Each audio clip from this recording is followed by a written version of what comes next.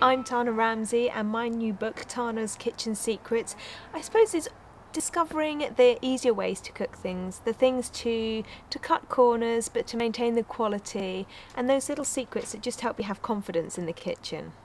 Aimed at just families, home cooking. So many people are not eating out so much more, and they've gone back into the kitchen, and it's aimed at taking the fear out of cooking and enabling people to have the confidence to use recipes, but also to use them as a guideline, not stick rigidly to them, and to cook from what's in their fridge. And I suppose some of the tips, the secrets, the recipes are aimed at teaching people to have the confidence to just cook from what's in their kitchen, store cupboard dishes, and what's in the bottom of the vegetable box, anything like that, just to mix and match and to marry flavours that you might not have done before, and just to enjoy cooking and relax at it. I've never been trained as a cook. It's sort of trial and error. I've got kids who have great appetites, a husband who loves home cooking, and it's just really good fun, I suppose. Some of my favourite recipes are probably I go through stages, it really depends. There are stages when you just want one pot dishes that are really easy to prepare. You can just throw everything in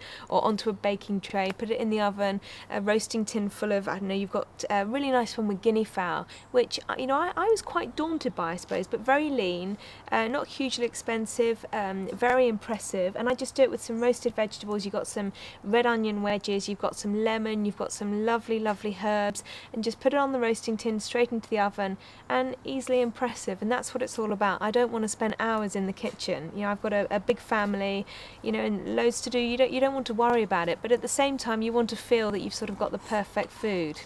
Simple tips that I've picked up. I learned a lot from working on Market Kitchen as well, from watching chefs on there, and I suppose taking their tips and taking them to a domestic level where I could adapt them to use at home. Things like to get really nice crackling, take your pork joint out of the packaging and leave it in the open air to really dry out, or in the fridge overnight uncovered before you're going to roast it. Really helps it dry out and really helps give that really nice crisp crackling on the top. And also, when you're cooking meat like that, let it get to room temperature before roasting it, because then you're not overcooking the outside and the inside still stone cold from the fridge. You're letting it come to room temperature. It's going to cook more evenly. And also the importance of letting meat rest. It continues cooking. It comes out the oven. It's all sort of tense from that blast of heat, and it sort of relaxes as it sort of continues cooking and just cools down slightly. Just tips like that before I just didn't really think about. I suppose I didn't have the time to do that, and now I've learnt so much more. So I'm giving you some of those secrets.